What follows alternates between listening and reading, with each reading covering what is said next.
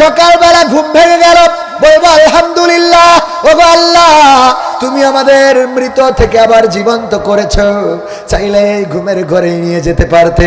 কত মানুষকে দেখেছি ঘুম দিয়েছে, সকালবেলা আর জাগতে পারে নাই, চিরজন্মের মতো বিদায় নিতে হয়েছে।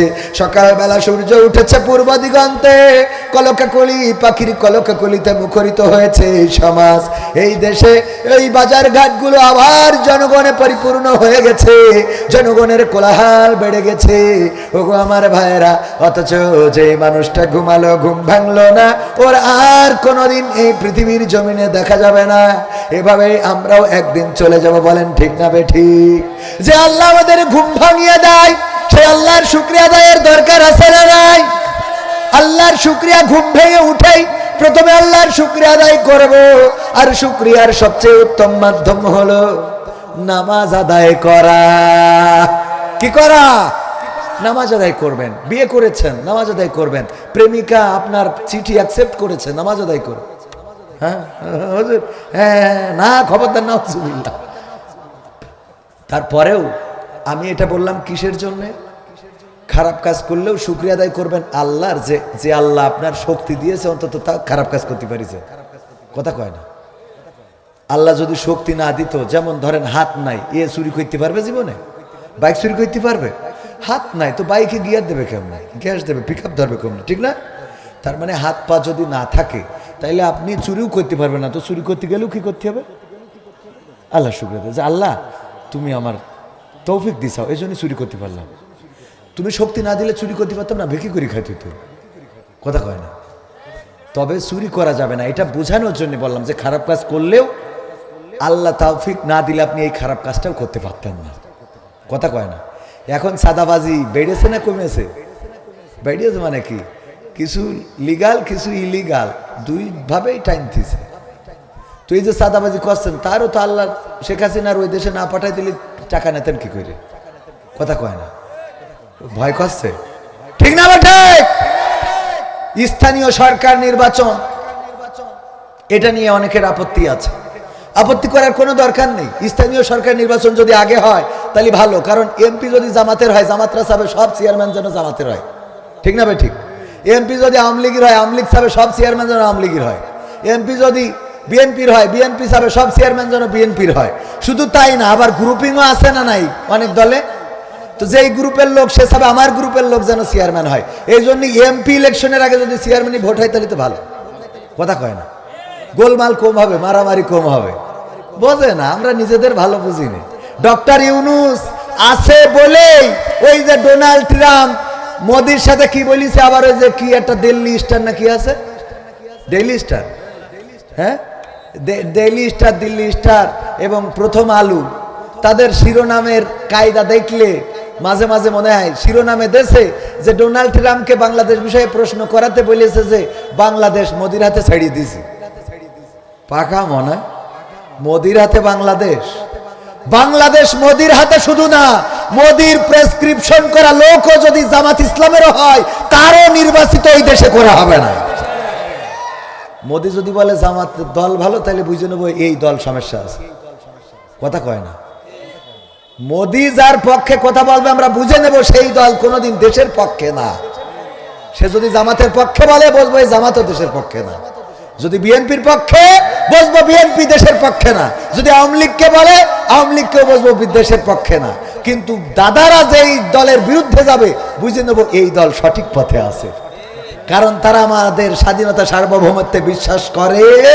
তারা চায় আমাদের দেশে তাদের কলম ঘুরাবে, আমাদের বর্ডারে জনগণের উপরে নির্যাতন চালাবে, নির্বিচারে হত্যাকাণ্ড চালাবে। তারা ইচ্ছা মতো যা ইচ্ছা তাই করবে। তারা পেঁয়াজ বন্ধ করে, গরুর রপ্তানি বন্ধ করে। দাদারা মনে করে আমরা মনে হয় খুব বিপদে পড়ে যাব। আমরা বলি আমাদের নেত্রী পেঁয়াজ ছাড়া রান্না শিখাইছে, তোদের পেঁয়াজ লাগবে না। ঠিক না বেঠে? পেঁয়াজ ছাড়া রান্না কে শিখিয়েছে? শেখ হাসিনা শিখিয়েছে। ঠিক না বেঠে? পেঁয়াজ ছাড়া রান্না আমরা পারি, সুতরাং পেঁয়াজ দিবা না অসুবিধা নেই, গরু দিবা না অসুবিধা নেই, আমরা কাঁঠাল দিয়ে গোশতের অভাব পূরণ করি। ঠিক না বেঠে? সামনে রোজার মাস, সৌদি আরব যদি বলে আমরা খেজুর দেব না, পেয়ারা আর কুল দিয়ে বড়ই দিয়ে আমাদের ইফতার হয়ে যাবে। সব শিখা আছে, এখন খালি উন্নয়ন আর উন্নয়ন। ঠিক না ভাই? ঠিক। আল্লাহ কবুল করুন। আবার কিছু অপরাধ বাড়ছে, এই অপরাধ বাড়ার পিছনে কারণ আছে না নাই? খুন, গুম, ধর্ষণ, জেনা, চুরি, ডাকাতি অনেক কিছু বেড়ে গেছে আগের তুলনায়। কারণটা কি? কারণ হলো ওই যে জাহাঙ্গীর মেওয়ার গাজীপুরের ফাঁস করে দিয়েছে যে দিনের ঢাকায় যদি আমরা ঘুরতে না পারি, রাতের ঢাকায় কাউকে ঘুমাতে, শুনেছেন না আপনারা? যে দিনের ঢাকায় যদি আমরা ঘুরতে না পারি, রাতের ঢাকায় কাউকে আরামে ঘুমাতে দেব না। তারা শুধু ঢাকা নয়, গ্রামগঞ্জে পর্যন্ত কাউকে শান্তিতে থাকতে দিতে চায় না। কারণ তাদের উদ্দেশ্য হলো, আল্লামা সাইদি বলেছিলেন যে একবার এক কাফন চোর মারা যাওয়ার সময় তার সন্তানদেরকে বলল, আমি মারা যাওয়ার পরে তোমরা এমন কিছু করবা যাতে করে যেন মানুষ আমাকে অন্তত ভালো বলে। কাফন চোরের সন্তানেরা সে মারা যাওয়ার পরে সবাই আবার কাফন চুরি করা শুরু করলো। বললো ওর বাপ যা ছিল এরাও তাই কাফন চুরি করে, তো দেখে আব্বারে তো কেউ ভালো কয় না, এবার কাফন চুরি ছেড়ে দিয়ে নামাজ পড়া শুরু করলো। নামাজ পড়ে, কয় নামাজ পড়লে কি হবে? ও করলো কাফন চোরের ছেলেরা, কাজ ছেলেরা তাহলে ভালো কাজ করি বেকায়দা না। এর থেকে আরো ভালো কাজ করা শুরু করলো। প্রতি ওয়াক্ত নামাজের টাকা পয়সা নিয়ে যে কিছু জিলেপি, খুরমা এসব তাবারক দিতে থাকলো। কয় কে দেশে খিচুড়ি, কয় যে ওই কাফন চোরের ছেলেরা দেশ। তাহলে কি বাপের ভালো বললো?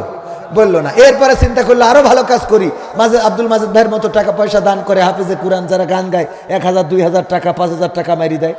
বলছে যে কারা দেশে? বলছে এই টাকা দেয়, এত টাকা কার? ওই যে দান করে। বলছে ওই যে কাফন চোরের ছেলের। বেকায়দা না? মানে যাই করে কাফন চুরি। ওরা চিন্তা করলো তো ভালো কাজ করি, লাভ হচ্ছে না, তাহলে আবার কাফন চুরি করি। কয় দেখি যাও কাফন চোরের ছেলেরা আবার ঘুরে জায়গায় এসেছে।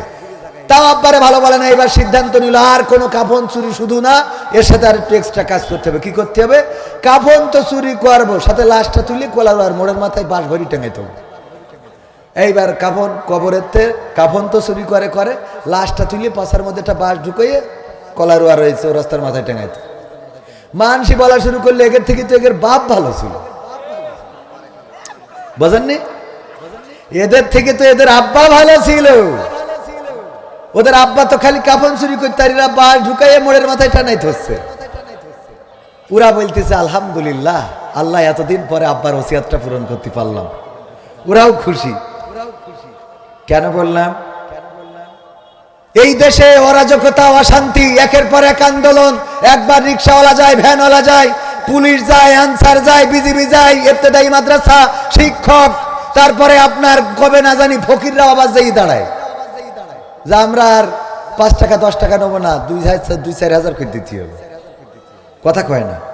আন্দোলন শুধু না, এখানে হামলা, ওখানে হামলা, এই জায়গা ভাঙচুর, ওই জায়গা ভাঙচুর, বাড়িতে আগুন দেওয়া, এইগুলো করে দেশে এমন একটা পরিস্থিতি তৈরি করতে চায় যাতে করে মানুষ যেন বলে আগেই তো ভালো ছিলাম। কথা বোঝেননি? যেন বলে আগেই তো ভালো ছিলাম। সম্মানিত ভাইয়েরা, তো সব মিলাই আপনাদের মাথায় রাখতে হবে যে এই সমাজে এখনো ষড়যন্ত্র থেমে যায় নাই। ষড়যন্ত্রকে প্রতিহত করার জন্য আমাদের অন্তত সজাগ দৃষ্টি রাখতে। প্রশাসন যেমন ইমেজ সংকটে ছিল, ভালো কাজ করলে তারা ইমেজকে পুনরুদ্ধার করতে পারবে। আমি ওই দিন প্রশাসনকে স্পষ্ট করে বলেছি, জনগণের প্রতি আপনাদের যে দায়িত্ব এবং কর্তব্য আছে, যদি দায়িত্ব এবং কর্তব্য যথাযথভাবে পালন করেন তাহলে জনগণ আপনাদেরকে অবশ্যই সম্মান করবে।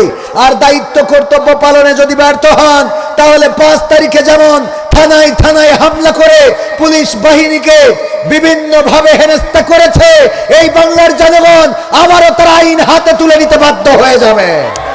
কারণ বাংলাদেশের জনগণের রক্ত পানি করা টাকায় মাথার ঘাম পায়ে ফেলে, রিকশার প্যাডেলে পা রাখে, বৃষ্টিতে ভেজে, রোদ্রে পড়ে, আর আপনাদেরকে ট্যাক্স প্রদান করে, বেতন প্রদান করে, সেই টাকা পয়সা নিয়ে আবার জনগণকে গুলি করবেন, নিরস্ত্র আবু সাইদের বুকে গুলি চালাবেন, আমার শান্ত মুগ্ধকে শহীদ করবেন, আলেম ওলামার হাতে হাত করা পরাবেন, আল্লামা সাইদিকে জেলে ভরবেন, তাকে ইনজেকশন পুশ করে শহীদ করবেন, ইসলামী আন্দোলনের নেতাদেরকে ফাঁসির কাস্টে ঝুলাবেন। বাংলাদেশের জনগণ এই জাতীয় অবিচার আর মেনে নিবে না। এখন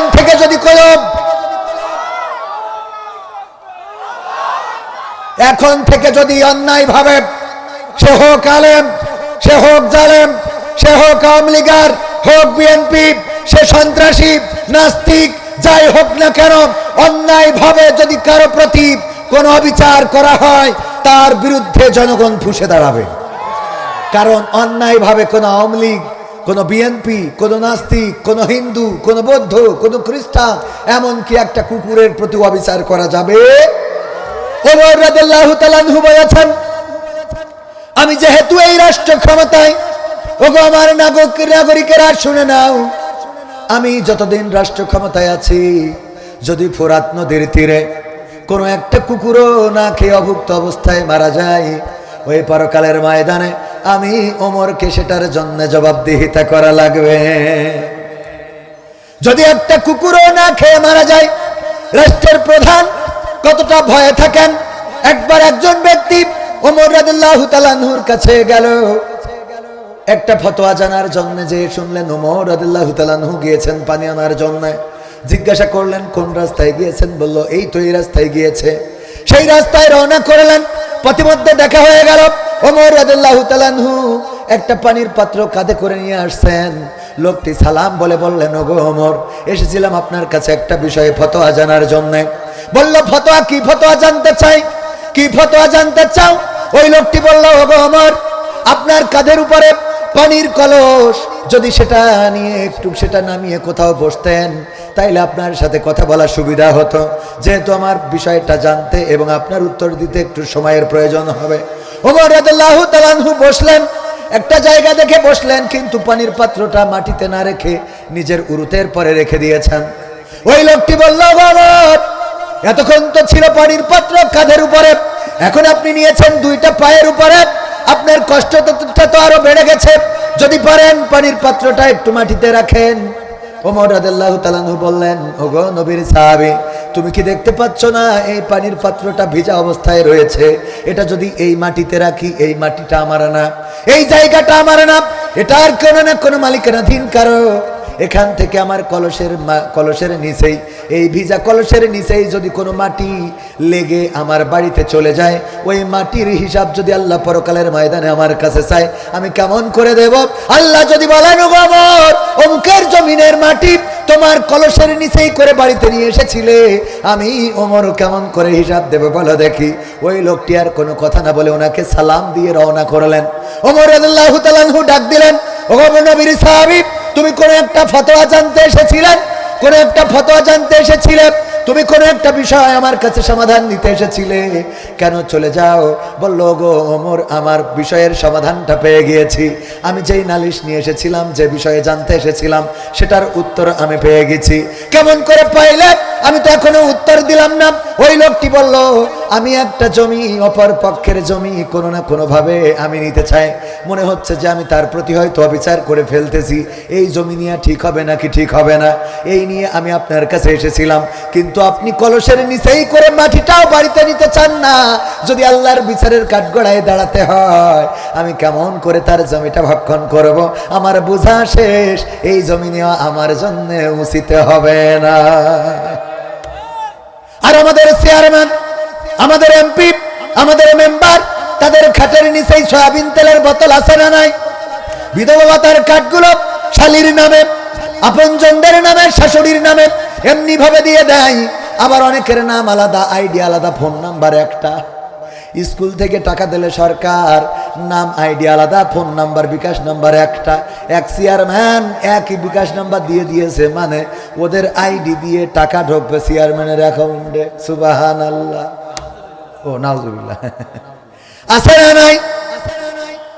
ক্ষমতায় আসলে অনেকেই বলে আঙ্গুল ফুলে কলা গাছ হয়, আর আমি বলি কলা গাছ নয়, আঙ্গুল ফুলে বট গাছ হয়। কি গাছ? কলা গাছ তো একটা লিমিটের বাইরে যায় না। কলা গাছ দেখবেন যতই সার দেন, মাটি দেন, ওর একটা লিমিট আছে, তার বেশি মোটা হবে। দয়া কলা গাছ একরকম মোটা, দয়া কলা চেনেন তো? বিসি কলা, ওইটা একরকম মোটা, কাঁঠালি কলার একরকম মোটা, তারপরে ওই যে পাকা কলা, বিভিন্ন নাম আছে। এই কলাগুলোর কলা গাছগুলোর একরকম মোটা, এক একটা কলার গাছ এক এক রকম মোটা, এর বাইরে আর যায় একই জাত না। দেখবেন যে ছোট গাছ বড় বড় খান, এই কলা গাছ আপনি যতই সার মাটি দেন, ও 5 হাত লম্বা হবে? হবে না। আবার যেটা দয়া কলা গাছ, ওর যদি আপনি ছোট বানাতে চান, ও ছোট হবে, ও আগে লম্বা হবে, তারপরে ও বিসি কলা দেবে। ঠিক না বে ঠিক? এই কলা গাছ হয়? আমি বলি না, কলা গাছ হইলে তো একটা পরিমাণ অর্থ উপার্জন করে আর কোনো অর্থ উপার্জন করতো না। কিন্তু এদের এমন হয়, বট গাছ যদি ছেড়ে দেন দেখবেন যে ওই যে কালীগঞ্জে আছে 25 বিঘে জমির পরে নাকি একটা বট গাছ, মানে ওর যত সুযোগ দেবেন ও ডাল ছাড়বে আর বাড়তেই থাকবে। বলেন ঠিক না বেঠিক? এই জন্য ক্ষমতায় যারা যায় তারা আঙ্গুল ফুলে বট গাছ হয়ে যায়। তাদের সম্পদ শুধু কলারওয়ায় সীমাবদ্ধ থাকে না, তাদের সম্পদ শুধু সাতক্ষীরায় সীমাবদ্ধ থাকে না, তাদের সম্পদ খুলনায় সীমাবদ্ধ থাকে না, তাদের সম্পদ ঢাকায় সীমাবদ্ধ থাকে না, ইন্টারন্যাশনাল টাকাওয়ালা হয়ে যায়। বলেন ঠিক না বেঠিক? তাদের বাড়ি থাকে কানাডায় বেগম পাড়ায়, তাদের গাড়ি থাকে দুবাই, আবুধাবিতে, সৌদি আরবে, তাদের মেয়ে পড়ে আমেরিকায়, ছেলে পড়ে লন্ডনে, তাদের চিকিৎসা নিতে হয় সিঙ্গাপুর, মাউন্ট এলিজাবেথে, পিকনিক করার জন্য যাইতে হয় কোথায়? থাইল্যান্ডে। আর রাজনীতি করার জন্যই থাকে শুধু কলারওয়ায়। ঠিক না বেঠে? রাজনীতি করে কলারওয়ায়, ব্যবসা বিজনেস সব বাইরে, টাকা পয়সা গাড়ি বাড়ি সব বিদেশে, আমেরিকা, লন্ডন, সুইজারল্যান্ডের ব্যাংকে টাকা ঢুকিয়ে রাখে, বাংলাদেশের ব্যাংকেও না। আর রাজনীতি করে কলারওয়ায় এসে জনগণের ওরে দরদ দেখায়, জনগণের পাশে আছি, আমরা জনগণের সাথে আছি। হ্যাঁ, আমরা জনগণের সাথে আছি, অথচ জনগণ বিপদের সময় খুঁজে পায় না, জনগণের পাশে দাঁড়ায় না, জনগণ কোনোদিন তাদের নাগাল পায় না, কষ্টে থাকা মানুষগুলো কোনোদিন তাদেরকে খুঁজে পায় না। এমন অনেক নেতা আছে, ফটো সেশনের জন্য কিছু কম্বল, কিছু চাউল ডাউল দিয়ে কয়টা ছবি তুলে তারপর চলে যায়, এরপরে আবার ওদের কাছ থেকে ওই মালগুলো ফেরত নেওয়া হয়। এই রেকর্ডও আছে না? না, শুধু এই রেকর্ড নয়, অনেক নেতা আছে। নেতার কথা কইতে গেলে আপনার দেখছি আর কেন করে দিচ্ছে।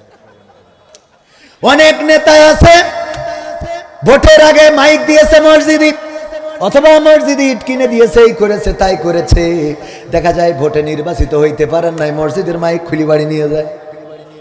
কত বড় আল্লাহর ওলি! এই আছে না নাই? যারা পেপার পত্রিকা ঘাটেন তারা অন্তত দেখতে পাবেন এগুলো। ওগো আমার যুবকেরা, যারা আজকে গদখালিতে গিয়েছিলেন ভ্যালেন্টাইন্স ডে উপলক্ষে, যারা নারী নিয়ে ঘুরে বেরিয়েছ, যারা পরকিয়া করো অথবা প্রেম করো, ভালোবাসা করো, অন্যায় করে বেরিয়েছো, তোমাদের ব্যাপারে বলতে চাই, আজকে যদি এইগুলো না করে আজকে নিসফি সাবান, এই নিসফি সাবানে যদি আল্লাহর কাছে কাদাকাটি করতে, যদি দুটি হাত তুলে আল্লাহর কাছে চাইতে, আল্লাহ যারে ভালো লাগে তুমি তারে দাও গো, আল্লাহ তারে না দিলেও তোমারে তার থেকে ভালো কিছু দিয়ে দিতে পারত। ঠিক না বেঠিক? আর যারা ঘুরে বেড়াইছা, আজকে 3 পিস তুমি কিনে দিলে তোমার বাইকের পিছনে ঘুরে বেড়াইছে, কিন্তু ওইটার যদি সরকারি পাত্র আসে রে, ফোন নাম্বার চেঞ্জ করেছো ওইলে যাবে রে। কথা কয় না, কারণ ড্রাইভিং তুমি করিছো, বেশি ড্রাইভারি নিজে করা যাবে না, ড্রাইভারি কিছু কার পরে ছেড়ে দিতে হবে? কার পরে? আল্লাহর পরে। আল্লাহ রাব্বুল আলামিনের পরে ছেড়ে দিলে কি বলবেন বলেন? দে খালি আপনি শর্টফট করে দিয়েছেন, বসে কেন কি লিখবেন? হ্যাঁ, তো ওগের কাগজ দিয়ে দেন, ওরা লিখে যা লিখে ওরা দেবেন, তা আপনারা খালি শুধু একবার নড়ছেন, একবার শর্টছেন, এ করছেন। স্থির হয়ে একটু থাকেন, একটু কথা বলতে দেন। এ লেখায় আছে বলে দাম দিচ্ছেন না তো হয়? কি হবে বেঁচে থেকে অযথা বিদ্যা শিখে, যদি না গড়তে পারি শোষণবিহীন সমাজটাকে? কি হবে বেঁচে থেকে? কি হবে ছাত্র সেজে চুমু খেয়ে সনদ খানা, যদি হয় বিদ্যালয়টা পরিমণিদের আড্ডাখানা? কি হবে ছাত্র সেজে চুমু খেয়ে সনদ খানা, যদি হয় বিদ্যালয়টা সন্ত্রাসীদের আড্ডাখানা? এর চেয়ে মরাই ভালো, দেশ ছেড়ে যাওয়াই ভালো, এর চেয়ে মরাই ভালো, দেশ ছেড়ে যাওয়াই ভালো। কি হবে ধোকা দিয়ে বিবেকটাকে, কি হবে ধোকা দিয়ে বিবেকটাকে? কি হবে বেঁচে থেকে অযথা বিদ্যা শিখে, যদি না গড়তে পারি শোষণবিহীন সমাজটাকে? কি হবে বেঁচে থেকে? কি হবে যুবক নামের বোঝা হয়ে এই ধরাতে, যেখানে মা বোনেরা ধর্ষিতা হয় দিনে রাতে? ধর্ষণ আছে না নাই? আছে মানে কি? ধর্ষণ, গণধর্ষণ, অন্যের বউ উঠে নিয়ে যায়, অস্ত্রের মুখে অপহরণ করে নিয়ে যায়, জোর করে আমার নারীদের সতীত্ব হরণ করা হয়, এমন খবর প্রতিনিয়ত পেজে আসে, ইউটিউবে আসে, ফেসবুকে আসে, পত্রিকায় আসে, চ্যানেলে আসে। এই অপরাধগুলো এই সমাজে, তার কারণ হলো এই সমাজে কোরআনের আইনটা বাস্তবায়িত নাই। কোরআনের আইন যদি কায়েম হয়ে যেত, ধর্ষণ করলে তার শাস্তি কি? কয় হাত কাটা, মন চাইল কই দিল। ধর্ষণ করলে তার, মিডিয়ার লোক তো সারা জীবন ওয়াজ শুনি বেড়াইতে, তাহলে কি করে? সারা জীবন ওয়াজ শুনে আমার মিডিয়ার লোকেরাও তারা ওয়াজ মানতে চায় না না রে। আল্লাহ আমাদের মুখ থেকে যেন এমন কথা না বলায় যেটা আমাদের কাজের সাথে মিল নাই। আর আমার ইউটিউবার ভাইয়েরা, ফেসবুকের ভাইয়েরা, আমার সামনে যারা আছেন, দয়া করে একটা মাহফিলে যাবেন আর একটা করে আমল করবেন। যদি একটা করে অন্তত আমল করতে পারেন, আল্লাহ রাব্বুল আলামিন দেখবেন আপনার দুনিয়ার জীবন সম্মানের করে দেবেন, রিজিকটা সম্মানের করে দেবেন, রিজিকটা এত বাড়িয়ে দেবেন কল্পনাও করতে পারবেন না। আমি এখানে আসার পথে ওর ঘটনাও যদি আজকে বলি, আমার সাথে আমার সফর সঙ্গীরা আছে, তারাও জানে। আমাদের একজন ভাই, দুলা ভাই হাফিজুর রহমান, ওই যে জামতলায় ব্যবসা করে, চিনে থাকতে পারেন, ফোন করে বলতেছে জামতলায় এসে মাগরিব পড়ে বাপ, একটু কাজ আছে, কাজ করে তারপরে যেতে হবে। বললাম সময় নেই, জামতলার মিষ্টি খাওয়ার মতো টাইম নেই। কয় না, অবশ্যই বসতে হবে। বসলাম, আমরা আসলাম, মাগরিবের নামাজে জামাতে গেলাম, নামাজ শেষ করলাম, আসলাম। জামতলার মিষ্টি তো খাওয়াইলো। ঈদের পরে একটা ডেট নিল, আবার পকেটের মধ্যে 5,000 টাকা ঢুকাই দিল। দেখাবো সত্যি, এই দেখ, একদম ঢুকাইতেছে না পকেটে এরা মনে করলাম তাহলে দেখছেন যখন নিজেই ঢুকাই দেন। আলহামদুলিল্লাহ, ভালো করে ঠিক করে রাখি, আবার ওই গ্যাদারিং এর মধ্যে মেরি নেয় না। আমি ওই একবার ফোন হারাইছি, এক জানাজায় যাই, তারপর তো খুব সচেতন। হ্যাঁ, ও জানাজায় আল্লাহর বলে ফোন চুরি করতে। এ মাহফিলেও কিছু চোর আছে, ও পরেজগাররা আইসি গ্যাদারিং নিজেরা তৈরি করে। আমির হামজার আনার সময় দেখবেন যে 3, 4, 5, 7টা 10টা ফোন নেই হয়ে যাবে। আপনি কাল বলো সাবধান, মানে ওরা দাঁড়ায় তাকবির দিয়েতে পকেটে হাত ঢুকায়। বিশেষ হয় না আপনাদের? হ্যাঁ, মাহফিল, আমার মাহফিলে অন্তত 2 থেকে 500, মানে 200-500 মোবাইল আমাদের মাহফিল থেকে। আল্লাহর ওলিরা গেটে দাঁড়ায় রয়েছে, যেই বক্তা ঢুকায় নারায় থাকবে দিয়ে। আমাদের মুহাদ্দিস আবু সাইদ এমপি মুহতারাম রাহিমাহুল্লাহ, উনার সন্তানের মানিব্যাগ পর্যন্ত মারি দেয়। কায়সার ভাই, কায়সার ভাই স্টেজ উঠে বলছে, হ্যাঁ হাবিব কায়সার ভাই কত বড় পরহেজগার। ওই এখানে মনে করছেন সব ফেরেশতাদের একটাও না, একটাও না, অনেক 2 সাইডে আছে। ও ধরলি ডাইরেক্ট বাড়োয়ে, মানে বাইরে ফেলার দরকার নেই, যেন হাসপাতালে যে চিকিৎসা নিত মরে। বোঝেননি? এগুলো শিক্ষার দরকার আছে না? যদি মোটে না পারেন ঘেসান করে মারি দেবেন হাত, যে কোরআনের আইন অনুযায়ী করে ফেলিছে, এবার জাফার করো, ঠিক আছে না ভাইয়েরা আমার? তাইলে সবাই শোনার জন্য আসে না, কিছু আসে চুরি করার জন্য, কিছু আসে অন্যায় করার জন্য, মানুষের মানিব্যাগে হাত ঝুঁকানোর জন্য। এই কথাটা কেন বললাম ভাইজানের আমার? রিজিকের সিদ্ধান্ত কার কাছে? রিজিক দেওয়ার মালিককে। অনেক টাকার মালিক আপনার করে দিয়েছে, টাকার অভাব নাই। ডাক্তারের কাছে গেলেন, ডাক্তার এমনি আঙুলির মাথায় একটা কি ফুটাইলো, তারপরে একটা কাগজে লাগাইনোর পরে বলছে আপনার খেলা ফাইনাল, আজকের থেকে খাওয়া বন্ধ, কারণ ডায়াবেটিস ধরা পড়েছে রে। টাকায় আছে কিন্তু খাওয়া হবে না রে। ঠিক না বেঠে? টাকা থাকলেই খাওয়া হবে না, টাকা থাকলেই খাইতে পারবেন না। আল্লাহ যদি আপনার রিজিকে না রাখেন, গরিব মানুষ ভ্যান চালাই খায়, তার কাছে যে 1 কেজি গোশত ধরেন মেরি দেবে, আর আপনার কোটি কোটি টাকা গোশত রান্না করেছে, রং দেখে মনে হয় কুপান যদি দিতে পারতাম। ডাক্তার বলেছে গোশত তো দূরের, গরুর গোশত দূরের কথা, গোশতই খাওয়া যাবে না, এখন গোশত খাওয়া বন্ধ। ফজরের নামাজ কোনোদিন পড়েননি, ডাক্তার বলেছে সকালবেলায় 1 ঘন্টা হাঁটতে হবে। মুয়াজ্জিন আজান দেওয়ার আগে আপনি আগে আজান ভেঙে বলেন আসসালাতু খায়রুম মিনান নাওম, আমি হাঁটা শুরু করলাম। ঠিক না ঠিক? আজীবনে নামাজ পড়েন নাই, ডাক্তার বললো না হাঁটলি খেলা ফাইনাল। অমনি দেখবেন সকালবেলা হাঁটার মতো আল্লাহর ওলি আছে না নাই? সকালবেলা হাঁটা। ওগো আমার ভাইয়েরা, এই জন্য রিজিকের সিদ্ধান্ত আল্লাহর কাছেই। আমি এখানে আসার পথে ঈদের পরে, তাও ঈদের অন্তত 20 দিন পরে 19 এপ্রিল আসবো জামতলায়। প্রথম দিন মাহফিলে থাকবে আব্দুল্লাহ আল নোমান, সাইদি কণ্ঠ, এবং পরের দিন শায়েখ জামাল উদ্দিন আর আমি। 18 এবং 19 2 দিন দাওয়াতটাও দিয়ে দিলাম। ওগো আমার ভাই জানেন, এটা বলার অর্থ হলো আপনি যদি আল্লাহর পথে চলতে পারেন, আপনি যদি কোরআনের পথে চলতে পারেন, আপনি যদি আল্লাহর জন্য নিবেদিত হতে পারেন, আল্লাহ রাব্বুল আলামিন আপনার সম্মানজনক রিজিক দান করে দিবেন।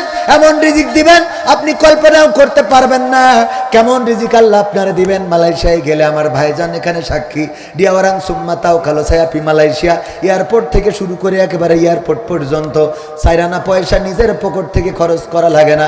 সুম্মা কাওয়ান কাওয়ানারা ডিয়াওয়ারাং বাগি বুতই কাতা বুতই সব ওখানে। আমি এয়ারপোর্টে যাব, এয়ারপোর্ট থেকে শুরু করে গোটা মালয়েশিয়ায় যেখানে যাব, বেড়াবো, খাবো, ঘুরবো, এমনকি আমার বউয়ের জন্য যাই কিনি তাও ডিয়াওয়ারাং বাগি তাই ছায়া তাপা কাই ডুইট সুম্মা ওরাং বিলিকাসি ছায়া। আমি বললাম মশলা লাগবে, এই লাগবে, তাই লাগবে, বউ কইছে মশলা নিয়ে আসবা। ও মাল লাগবে 1 কেজি, দেখি 3 কেজি, 5 কেজি, 7 কেজি করে কিনে আনে। আসার সময় এয়ারপোর্টে ধরি আবার ট্যাক্স নেই, মাল বেশি হয়ে যায়। পাগল, রিজিকের মালিক কে? অথচ এক সময় ওখানে সাবান কেনার টাকা পাতাম না। আল্লাহ রিজিক দেবেন, এটা বলছি অহংকার না, আমার যুবকদের উদাহরণ দিয়ে। ভাইয়েরা আমার, আল্লাহর পথে এসে দেখেন যদি টাকার অভাব হয়, খাওয়ার অভাব হয়, আপনি আমার বলবেন আমার গাড়ি থেকে নিয়ে বেড়াবো, কোনো কিছু না। খালি আমার মাহফিলে এসে যদি চোখ বুঝে এরকম বসে থাকেন, একবারও খুলবেন না, আমি বলবো কানে একটা ধরে নিয়ে আসি, তাও 2 টাকা করে দিল, তোর 2 লাখ টাকা হবে। কথা কয় না, এই পথে চললি আছে না নাই? এটা তো এমনি মজা করে বললাম, ফান করে বললাম। আমার সাথে যদি একজন সফরসঙ্গী ঘুরে বেড়ায়, ওই যে উড়াই এসে 2জন গান গিয়ে হঠাৎ করে মাজেদ ভাই টাকা দিয়ে দিয়েছে, অথচ আমার সাথে যদি না আসে আমি ওকে 200 থেকে 250 টাকা দিই। এমনি ওদের মাসিক বেতন আছে আলহামদুলিল্লাহ, নাটক করার জন্য একরকম বেতন দিই, ব্যাংকে চাকরি করে তার জন্য একরকম বেতন, আবার আমার মাদ্রাসায় চাকরি করে তাও একরকম দিই। মোটামুটি সব দিয়ে ওদের কভার করে দিই। আবার মাহফিলি যখন আসে এক্সট্রা ওদের আমি টাকা দিই, 200, 250, 300, 500, যেদিন যেরকম মনে হয় ওই দিন ওরকম দিই। আপনি কত করতেছেন আজকে? 1000। দেখেছেন 1000 করে আমি মনে হয় কোনোদিন দিইনি মাহফিলে আসলে। দিয়েছি 1000ও দিয়েছি। ও তাহলে দিয়েছি, যদি দিয়ে আমার মনে নেই, ওদের মনে আছে। যাই হোক, তো 1000 টাকা 2টো গান গেয়েছে, পেয়ে গেছে। তাহলে আমার সাথে ঘুরিয়েছে, রিজিক দিয়েছে। এগুলো আমার আপনাদের হাতে নাতে প্রমাণ দিচ্ছি। সেদিন মালয়েশিয়ায় যাওয়ার রাস্তা পরিষ্কার করতেছে, আমার সাথে মালয়েশিয়ায় ঘুরতে যাবে। আল্লাহ দেখেন প্রবল বাজাচ্ছে না এখন। আলহামদুলিল্লাহ বলেন আলহামদুলিল্লাহ। আবার সবগুলোর বিয়ে হয়েছে ভালো ভালো জায়গায়, ওদের থেকে বসছি আর ভালো। আমি ভালো করে দেখিনি, তারপর আমার মনে হয়, কারণ বিয়ের দিন একটু উপহার দিতে হয়েছে, গয়না মায়না এই সেই, তাই না? আলহামদুলিল্লাহ বলেন আলহামদুলিল্লাহ। গজল তো কতই গালাম, আজ একটু আইসি নিজেকে লেখায় কথা বলবো, তা আপনাদের সমস্যা কি? খালি শুধু পাকামো গজল। কালকে কোনো জওয়ান ভাই শোনাবে নতুন গজল গাওয়ার কারণে লাঠি খেয়েছেন, লাঠি দিয়ে তাড়িয়ে দিল যে গজল গাওয়ার কারণে। ও ওইটা যে গজল গাওয়ার কারণে লাঠি দিয়ে তাড়িয়ে দিল, ওরে লাঠি ধরিল কিনা জানি না, আমি তাড়াইলো তাই জানি। আবার গানের মধ্যে জন্য কেউ তাহলে বলবে না, তাহলে গান শোনায়, গান শোনাবো। ও তোমার গোনা দিন ফু রাইয়া যাবে, গোনা দিন ফু রাইয়া যাবে। আমি জানতাম আব্দুর রাজ্জাক 1000 নারায়ে থাকবে। আব্দুর রাজ্জাক কয় হাজার? 1000 টাকা বঙ্গবন্ধুর জন্মবার্ষিকীর নোট। এই 1000 বলেন কেন? তো 1200 হইতে। হ্যাঁ, এটা 200 ফেরত দেন তাহলে। 1 2 ও 2 বস্তা তাই কর। 2 বস্তা সিমেন্টের টাকা 1200, তাইলে ঠিক আছে, আল্লাহ দানকে কবুল করো। আর একজন 100 টাকা আল্লাহ কবুল করে না, অনেক খেয়া দিয়ে দাও। আমার যুবকেরা অনেকেই দাঁড়ানো, এতক্ষণ পর্যন্ত পার্টি আছে এখানে, এরা এত বড় কমিটি, মাথায় ফিতে বেঁধে বাজারে মেয়ে মানুষ দেখি বেড়াচ্ছে।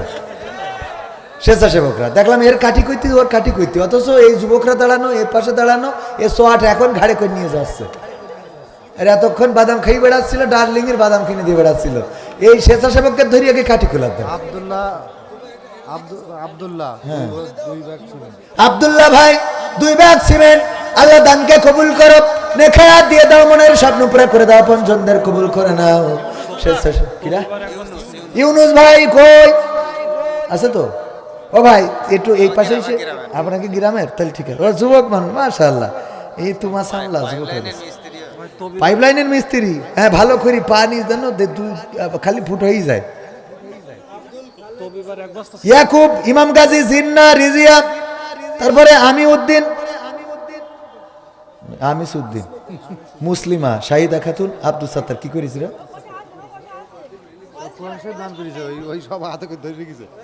না? তা এই কটা লোকে যদি 3 খান কোরআন শরীফ দেয় তো ওকে জন্য দোয়া করি লাভ কি? এক গুন্ডা লোকে 3 খান কোরআন শরীফ, ওইটা হবে? ও আরো আছে। নারে তাকবীর। আল্লাহ কোরআন দিল, মোহাব্বত আলী 500 টাকা দিল, আল্লাহ দানকে কবুল করে নে, খায়াত দাও, মনের স্বপ্ন পুরা করো, কোরআন দান। ও তাই বলেন, এই যে কাগজ দেখেন কি কায়দা করিয়েন, জোড়াতে নিতে হবে। দাঁড়ান, খালেক হোসেন, এইবার দেখেন, এই পর্যন্ত 6 নম্বর, এই পর্যন্ত 7 নম্বর, জোড়াতে নিয়ে পড়তে আছে। খায়রুন নেসা, সোডাউন বিবি, না সৌভান বিবি, আমি তো মনে করছি সোডাউন।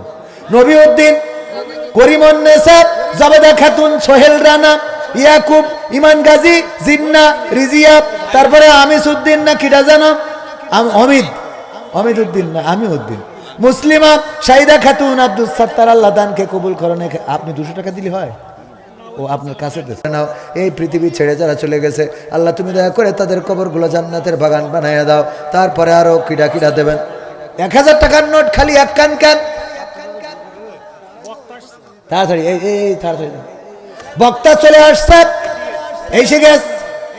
হ্যাঁ, নারে তাকবীর। প্রধান বক্তার আগমন, মাহফিলের পক্ষ থেকে আব্দুল সালাম যুক্তিবাদী সাহেবের আগমন। এই আপনাদের, আমি ওয়াজ করলাম, গলা ভেঙে গেছে আপনাদের, কারণ কি? হ্যাঁ, 5 দিলে হলো, কাল আবার দেবো। ঠিক আছে, মাইক, আজ যেদিন মাইক ভালো হয় ওই দিন আমার কাজ থাকে বেশি, আর যেদিন মাইক খারাপ হয় ওই দিন আমার ওয়াজ থাকে বেশি। যেদিন কি থাকে বেশি? ওয়াজ থাকে। এই লেখায় মাহফিল নিলেই কিন্তু রফিক সাউন্ড নিতে হবে, ওরা খুব ভালো কাজ করি। আমার রোকন ভাই সাজেস্ট করিস বলে এই সাউন্ড এত সহজে আসেনি, আমরা জানি। আর রোকন ভাই সাউন্ড যেখানে যায় সাউন্ডটা ভালো, কিন্তু মাঝে মাঝে 2-1টা সাউন্ড আছে, ঝর্ণা না বর্ণা, ও দেখা যায় রোকন ভাই সময় সার্ভিস দেয় ভালো, আবার আমাকে সময় তেসমিতি দেয়। ওইরকম করলি আমরা সে সাউন্ডগুলো তেসমিতি মনে থাকবে। যেখানে যাবেন সুমান, তাহলে আমার তো অত ওসব করা লাগে না, খালি একটু রিভার্ট মারলি আমি খুশি। আল্লাহ কবুল করো। প্রধান বক্তা এসে বাকি কথা, বাকি টাকা 30 ব্যাগ হয়েছে না? 30 ব্যাগ, সেই ধরি 15 ব্যাগ হয়ে সভাপতি 5000, কয় হাজার মাইনে নিয়ে কি যায় না? তা শুনবেন তো, আমি পরের লাইন বলছি, আগের থেকে না করলে তো হবে না। এই মাহফিল আবার কাইল হবে না, কাইল আমি রমজান আনছি, আমার থেকে বড় বক্তা না, তা বলছে আপনার কাছে তো 5,000 দিলি মানায়, বড় বক্তার কাছে তো 50,000 দেওয়া লিখবে না, এজন্য কালকের জন্য রেখে দিয়েছে। কিছুটা বুঝেছেন? তাহলে অসুবিধা আছে। হ্যাঁ, মানে আজ মানে আমার একটু মারুন করলো না যে 5,000 এটা বউনি করলাম, এটা কি নিয়ে করলো, কথা বলেননি? হ্যাঁ, আরেকজন 20 টাকা, আরেকজন 500 টাকা, না 400 টাকা, আরেকজন 500 টাকা, মা বাবার নামে আরেকজন 200 টাকা দিয়েছে। আল্লাহ দানকে কবুল করো। বাবুল 500 টাকা, আল্লাহ কবুল করে নাও, নেখায়া দিয়ে দাও, মনের স্বপ্ন পুরা করে দাও। তারপর এই টাকা কার হাতে দেবো? নেন, আমি আর একটা গান শোনাই, আর বাকিটা এই আমার সালাম ভাই বাকিটা করে দিবানে, ওনার সময় নষ্ট করা যাবে না। সাইফুল ভাই, নারায় থাকবে। সাইফুল ভাই, এই শোনারা, আমি এতক্ষণ পর্যন্ত আমার কথায় আপনারা বসেননি, ভালো কথা, তা বড় হুজুর এই তা বসবেন না? একটু বড় হুজুরের সম্মানে তো বসতে হয়। শোনো, এই যে ফাঁকা জায়গাটা পূরণ করে দেন, আমি একটা গান শোনাবো, খুব ভালো গান। এই গান শুনলে আপনারা জীবনে আর অন্য দল করতে যাবেন না। আসুন, শোনেন, ঢোকেন, এসো না, এই পাশতে বাম পাশতে শোনা, ঢোকো আমার শোনারা, আমার যুবকেরা, তোমাদের পায়ে ধরি শোনা। কোরআনের মাহফিলে বসলে কোনো ক্ষতি নেই শোনা। এত আল্লাহ, আমার ভাইয়েরা, আহারে আজকে এই মাহফিল আল্লাহ কবুল করলে এটাই নাজাতের ওসিলা। তোরা ওই গদ খালি ঘুরে বেড়াস কেন? আল্লাহর মাহফিলে এসে দোয়া করবি, দেখবি ডার্লিং তোর বাড়ি উল্টো চলে আসবে। আইসো শোনা, আল্লাহ কবুল করুন, বলে না আমিন। শেষ, নেন টাকা দিয়ার লোক খুঁজে বসে। সিমেন্ট দেখিনি আমি, শুনেছি গণতন্ত্র। ঠিক না বেঠে? আগে গণতন্ত্র শুধু শুনতাম, দেখা যায় নাই কোনোদিন। আমার সালাম ভাই সুন্দর করে উদাহরণ দেয়। এক মুরব্বী গিয়েছে ভোট নেওয়ার জন্য, ভোট দেওয়ার জন্য যাওয়ার পরে বলছে, বাবারা আমার নাম্বারটা দেখে দাও, আমি ভোট দেব। বলতেছে, চাচা এত কষ্ট করে এসেছেন কেন? কয়দিন বাসি মরি, দেখলাম ভোটটা দিয়ে তারপরে যায়। চাচা গো, আপনার কষ্ট হবে দেখে ভোটটা আমরা আগেই মেরে দিস। বলছে, আমি তো সকালবেলায় রওনা দিলাম, এত তাড়াতাড়ি ভোট মারা হয়ে গেল কেমনে? মারলে বাবা, কিভাবে মারলে? চাচা আপনি রওনা দিয়েছেন কখন? ফজর পড়ে বাড়িতে বেরোইছি। আমরা তাহাজ্জুদ পড়ে তো কাম সেরে ফেলেছি। তাহাজ্জুদ পড়ে কাম সারা শেষ। চাচা যাইতে পারেন। চাচা চলে যায়, ডাক দিয়ে বলে, চাচা চাচিরে যেন আবার পাঠাইয়েন না, চাচির এই বৃদ্ধ বয়সে আবার কষ্ট দিয়েন না। তোমার চাচিও কি ভোট দিয়ে গেছ নাকি? হ্যাঁ গিয়েছে। বলছে, দেখো কত বড় নেমো খারাপ, কত বড় সুবিধাবাদ জিন্দাবাদ। এমন বুড়ির সাথে আল্লাহ যেন আমার জান্নাতেও না রাখে, এমন বুড়ির সাথে আল্লাহ যেন আমার জান্নাতে না রাখে। চাচা বুড়ির পরে এত রাগ কেন? রাগ হবে না কেন? ওগো আমার বাবাজিরা, আমার স্ত্রী মরে গেছে আজ 12 বছর হয়ে গেল। এসে যখন ভোটটা দিয়ে গেছে, তা আমার কি একটু দেখে যাবে না? আমার খবর কি একটু নেবে না? আমি কেমনে আছি, কেমনে বাসি, সেই খবর না নিয়ে চলে গেল রে। এই বুড়ির সাথে আমি জান্নাতেও যাইতে চাই না। এই গণতন্ত্র ছিল মুখে, আসলে বাস্তবে কোথাও গণতন্ত্র ছিল নাকি? গণতন্ত্র চিনি না আমি, জানি না গণতন্ত্র, গণতন্ত্র দেখিনি আমি, শুনেছি গণতন্ত্র। শুনেছিলাম আমি বাংলাদেশে গণতান্ত্রিক রাজা, যখন যারে মনে চেয়েছে ধরে দিয়েছে সাজা। শুনেছিলাম আমি বাংলাদেশে গণতান্ত্রিক রাজা, যখন যারে মনে চেয়েছে ধরে দিয়েছে সাজা। কাউকে দিয়েছে ফাঁসির দণ্ড, রেখেছে আয়না ঘরে, কাউকে আবার লাশ বানিয়ে ভাসিয়েছে সাগরে। ঠিক না বেঠে? আয়না ঘর প্রকাশ্যে এসেছে, ডক্টর ইউনূস উপদেষ্টা সহ যারা আয়না ঘরে নির্যাতিত হয়েছে তাদেরকে নিয়ে আয়না ঘর প্রদর্শন করে তিনি মন্তব্য করেছেন, এমন ঘর, এমন কুঠুরি, আইয়ামে জাহেলিয়াত বলে যে কথা ছিল, সেটা যেন বাংলাদেশের প্রতিটা আনাচে কানাচে কায়েম করা হয়েছিল। গণতন্ত্র চিনি না আমি, জানি না গণতন্ত্র, গণতন্ত্র দেখিনি আমি, শুনেছি গণতন্ত্র। শুনেছিলাম আমি বাংলাদেশে গণতান্ত্রিক রাজা, যখন যারে মনে চেয়েছে ধরে দিয়েছে সাজা। কাউকে দিয়েছে ফাঁসির দণ্ড, রেখেছে আয়না ঘরে, কাউকে আবার লাশ বানিয়ে ভাসিয়েছে সাগরে। করেছে এসব কিসের জোরে? ছিল কি দাতার মন্ত্র? কেমন গণতন্ত্র ছিল, কেমন গণতন্ত্র? গণতন্ত্রের আড়ালে ছিল দাদার ষড়যন্ত্র। কেমন গণতন্ত্র ছিল, কেমন গণতন্ত্র? গণতন্ত্রের আড়ালে ছিল মোদির ষড়যন্ত্র। শুনেছি আগে নির্বাচনে লাগতো টাকার নোট, দেখেছি আমরা ভোট করিতে লাগেনি কোনো ভোট। শুনেছি আগে নির্বাচনে লাগতো টাকার নোট, দেখেছি আমরা ভোট করিতে লাগেনি কোনো ভোট। ভোটের আগেই পাশ হয়েছে মন্ত্রী মিনিস্টার, লাগেনি মিছিল, লাগেনি মিটিং, লাগেনি তো পোস্টার। ভোটের আগেই পাশ হয়েছে মন্ত্রী মিনিস্টার, লাগেনি মিছিল, লাগেনি মিটিং, লাগেনি তো পোস্টার। নির্বাচন কমিশন ছিল ইন্ডিয়ান কোন যন্ত্র। কেমন গণতন্ত্র ছিল, কেমন গণতন্ত্র? গণতন্ত্রের আড়ালে ছিল দাদার ষড়যন্ত্র। কেমন গণতন্ত্র ছিল, কেমন গণতন্ত্র? গণতন্ত্রের আড়ালে ছিল মোদির ষড়যন্ত্র। বিরোধী দল যারা সংসদে ছিল তারা ছিল পোষা ময়না, দেশ জলে পুড়ে হয়েছিল ছাই, তবুও তো কিছু কয় না। বিরোধী দল যারা সংসদে ছিল তারা ছিল পোষা ময়না, দেশ জলে পুড়ে হয়েছিল ছাই, তবুও তো কিছু কয় না। শাসনে ছিল না সততা নিষ্ঠা, বিচারের ছিল না মান, সংসদে বুঝি তাই শোনা যেত মমতাজের গান।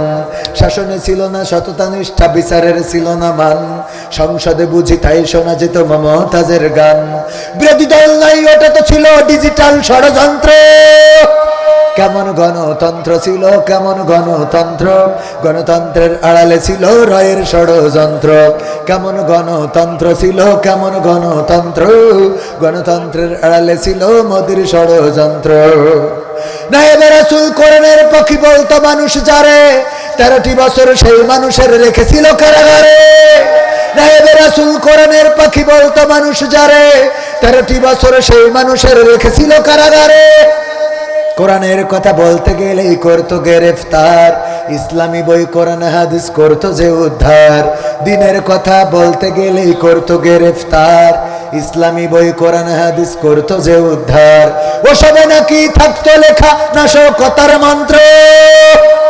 কেমন গণতন্ত্র ছিল, কেমন গণতন্ত্র, গণতন্ত্রের আড়ালে ছিল দাদার ষড়যন্ত্র।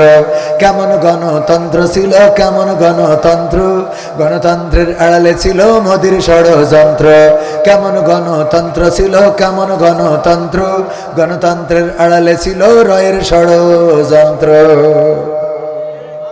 কথা কয় না? আরে কলারওয়া ইসলামের উর্বর ভূমি, কিন্তু সেখানে এই জাতীয় গলার আওয়াজ বের হবে না, তা হবে কলারওয়া থেকে, সাতক্ষীরা থেকে। আমরা বলি ইসলামের উর্বর ভূমি, আমরা বলি এই সাতক্ষীরা। হ্যাঁ,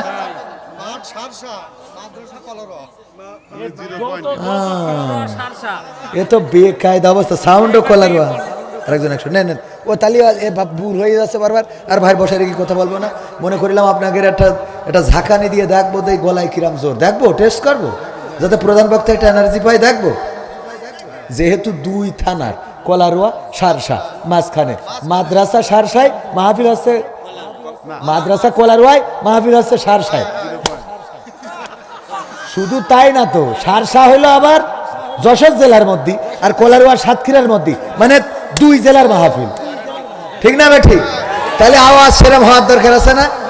1952 সালে আমরা রক্ত দিয়ে প্রমাণ করেছিলাম, রক্ত দেব, জীবন দেব। সালাম, রফিক, শফিক, জব্বার, বরকত, তারা জীবন দিয়ে প্রমাণ করেছিল আমরা রক্ত দিতে জানি, জীবন দিতে জানি, পিস ঢালা কালো পথ রক্তে রঞ্জিত করতে জানি, কিন্তু মায়ের ভাষার অধিকার ছেড়ে দিতে জানি না। ঠিক। এর থেকে ওবায়দুল কাদের বললো ভালো। ঠিক, একটু জোরে বলা যাবে না? 1971 বুকের তাজা রক্ত ঢেলেছিলাম, 9 মাস লড়াই করেছিলাম, শহীদ হয়েছিলাম, ইজ্জত হারিয়েছিলাম, তারপরেও দেশের মানচিত্রের মাটি ছাড়ি নাই। হানাদারদেরকে বুঝিয়ে দিয়েছিলাম তোমরা মারতে চাও মারতে পারো, কাটতে চাও কাটতে পারো, কিন্তু আমাদের সিদ্ধান্ত হলো বাংলাদেশের মানচিত্র উদ্ধার করেই তারপরে ক্ষান্ত হব। প্রমাণ করেছিলাম জীবন দেব, মানচিত্র দেব না, রক্ত দেব, দেশের মাটির অধিকার ছেড়ে দেব না। কিছুটা হয়েছে। সর্বশেষ 3 নম্বর, 2024-এ ছাত্র জনতার আন্দোলনে আমরা রাজপথে নেমেছিলাম। এখানে আবার সেই কুটা এখানে এখনো রয়েছে, এই কুটা দূর করার জন্য নামেছে এখানে কুটা। 2024-এ ছাত্র জনতা বৈষম্য বিরোধী আন্দোলন করেছিল, বাংলাদেশে যেন কোটার ভিত্তিতে সবাই সুযোগ সুবিধা বেশি না পায়, তার জন্য রাজপথে নেমে প্রমাণ করেছিল তোমরা আমাদের মারতে চাও মারতে পারো, কাটতে চাও কাটতে পারো, জেলে দিতে চাও জেলে দিতে পারো, অপহরণ করতে চাও করতে পারো, তবে সিদ্ধান্ত একটাই, এক দফা এক দাবি, স্বৈরাচার কবে যাবি? এই বাংলাদেশে স্বৈরাচারের ঠাঁই হবে না, বাংলাদেশে স্বৈরাচারীদের আস্তানা রাখা হবে না, গুড়িয়ে দেওয়া হবে। ছাত্র জনতা আমার শান্ত মুগ্ধ আবু সাইদ রক্ত দিয়ে প্রমাণ করেছিল আমাদের রক্ত যদি রক্তের নদী ভেসে যায়, সাগর ভেসে যায়, তারপরেও রক্ত দেওয়া বন্ধ হবে না যতক্ষণ স্বৈরাচার পালাবে না। আর সেই সিদ্ধান্তে বাংলাদেশ থেকে স্বৈরাচার দাদার দেশে পালিয়েছিল, বলেন ঠিক কিনা?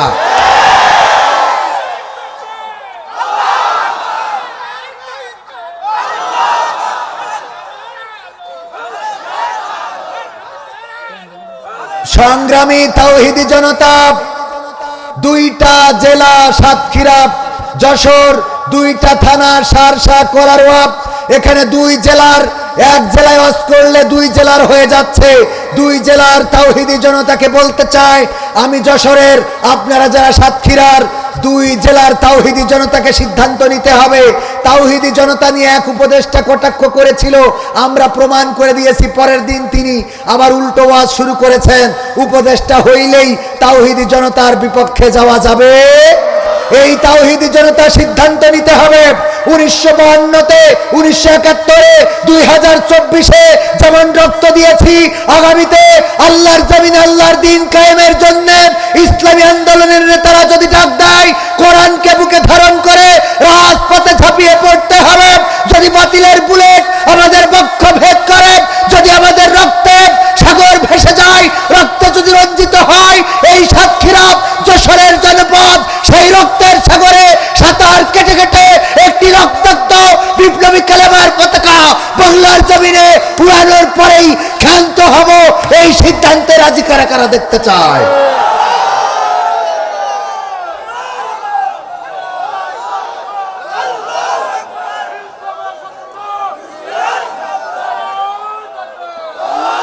কোরআন কায়েমের এই আন্দোলনে যদি সম্পৃক্ত হতে পারেন, এই জমিনে যেদিন আল্লাহর দ্বীন কায়েম হবে, সেদিনই মানুষ প্রকৃত স্বাধীনতা খুঁজে পাবে। শুধুমাত্র শেখ হাসিনা পালিয়েছে, তাতেই আমার দাদার দেশের সীমান্তের বিএসএফেরা ঠান্ডা হয়ে গেছে, বলেন ঠিক কিনা? আমার দেশের মানুষ দেখিয়ে দিয়েছে এই দেশ কারো করুণাই নয়, এই দেশ কারো দয়াই নয়, এই দেশ আমরা রক্ত দিয়ে এনেছি। সুতরাং এই দেশ কিভাবে চলবে তার সিদ্ধান্ত নেবে এই দেশের বৈধ নাগরিকেরাই সিদ্ধান্ত নেবে। দাদার দেশের প্রেসক্রিপশনে চলবে না, চলবে। আমেরিকায় দাদা গিয়েছে, অনেকেই বগল বাজাচ্ছে, প্রমাণ হয়ে গেছে আমেরিকা দিয়ে এই দেশের রাজনীতি চেঞ্জ হবে না। ডোনাল্ড ট্রাম্প ডাইরেক্ট বলেছে যে আমেরিকা চেঞ্জ করে নাই। এইটা মোদি ভালো করেই জানে। মোদি তুই কিছু কয়, ও কয় যে ইউক্রেন রাশিয়া নিয়ে কথা বলি, ওটা বাদ থাক। ঠিক না ভাই? ঠিক। আল্লাহ আমাদের এই শক্তি সামর্থ্য আমৃত্যুকাল টিকিয়ে রাখার তৌফিক দান করুন। ভাইজানের থেকে যতটুকু সময় নিয়েছি, ভাই বলিল যে আমার 11টার আগে দিবেন না, আমি ধরে রাখলাম উনি 11টাই আসবে। তো তারপরেও সব মিলাই ভাই তো আমার অসুবিধে নেই, একসাথে তো সব দাঁড়ানো মানুষ ওখানে পাঠিয়ে দিলে বসে যাবে। ভাইজান দোয়া চাই আপনার কাছে, আমাদের জন্য, ছেলেপিলের জন্য দোয়া করবেন। ওয়ালাইকুম আসসালাম। এইটা আবার ভিডিও দিয়ে না যে হুজুরি সালাম না ইউনুস বগুড়া